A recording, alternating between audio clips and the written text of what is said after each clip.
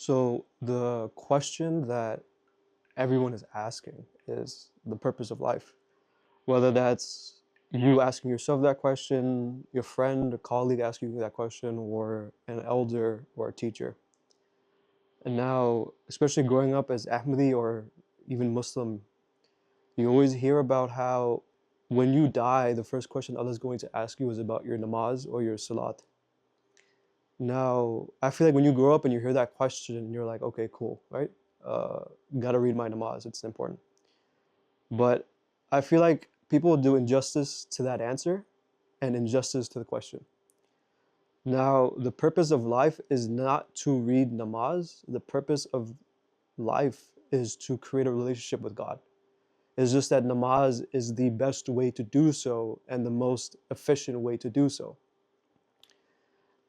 So then when you pass away and when you die, when you're in front of God, you can be like, me and you have a relationship. I have found you and I have experienced you, and me and you were one on earth, and now I can be with you now here in eternity. So this concept is very difficult to express to a child and even a teenager. And it's not their fault, because in the world we live in now, it is extremely difficult to be a Muslim. I remember me and my father, we were talking about this, and he's like, it is harder to be a Muslim now than it ever was before, because there's so many things that keep you away from God, whether it's drugs, whether it's alcohol, whether it's the opposite sex, whether it's even entertainments of games, video games, people. And even if none of those things test you, just there is so many opportunities that is so entertaining and fun or pleasing that it keeps you away from God. And I guess the better way to say this is Shaitan has never been this close, and righteousness has never been this far. But there's good news and there's bad news. The bad news is the Shaitan is the strongest he's ever been. The good news is God is the closest he's ever been. So it, I guess, is a check and balance system of, because God is the most just, God is the most fair. If Allah has allowed the world to become this way, He will not do injustice. And His justice is that He is very close. It just takes a few steps. Those few steps is salat. And I guess the best way to describe to you what actual namaz is this, is that there is someone who's made you and He wants to know you in the sense of the way you meeting Him. It's a love story. And the way this love story works is that He's given you clues that He exists, and now He wants you to find Him. He wants you to prove that you are willing to find Him and be with Him. Now, that is what salat is, but it's not just that you go to the masjid or you go to your room and you throw a prayer mat on the ground and you throw your hands to your ears and your hands to your knees and you put your face on the ground. That is not what I'm saying. What I'm saying is a relationship with God, and that's different. That's when you say Allahu Akbar, you're somewhere else. You're with Him. And then when you say salam, you're still with Him. And when you get up and you leave, you're still with Him. And in your mind and your heart, you're still with Him. That is namaz, that is salat. It's the consistency and the obsession of God. Now, the reason why your elders, the reason why people, and the reason why you yourself are asking yourself that question of what is my purpose, it is because the seed of Tawheed is a hard concept to grasp, but I'll try my best. The seed of oneness of God is within every single human being that's ever been created. And I guess the best way to describe it is the seed or the plant or the foundation to find God is within all of us. It's different within all of us as well. And that we have to find Him our way.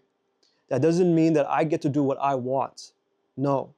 Is you get to do with how you can do it, not how you want to do it.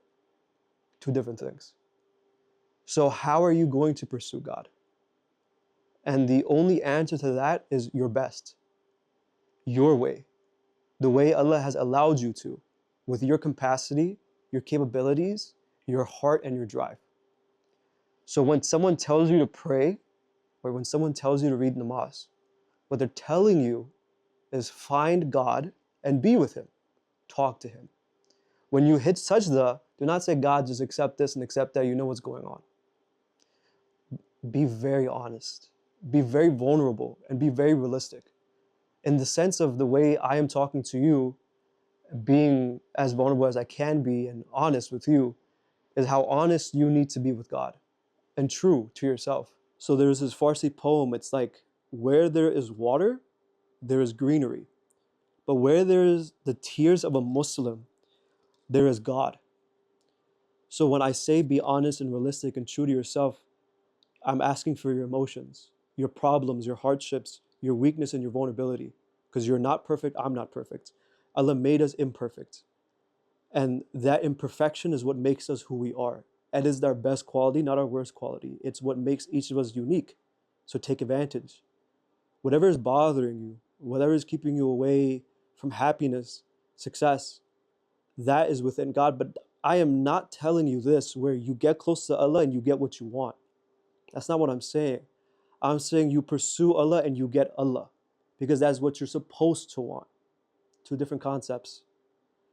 So if you plan to pray to get closer to the world, you're doing the wrong thing. If you plan to pray just to get things, you're doing the wrong thing. Prayer is a love letter to God. It's a phone call. It's a conversation. Every single one, Bajamat, Tahajjud, Nafil, whatever it is, every single one is a love letter or a conversation or a phone call. And all you have to do is tell Allah that I am here and I am here to pursue you and find you. And I may not understand everything, but I do know you exist.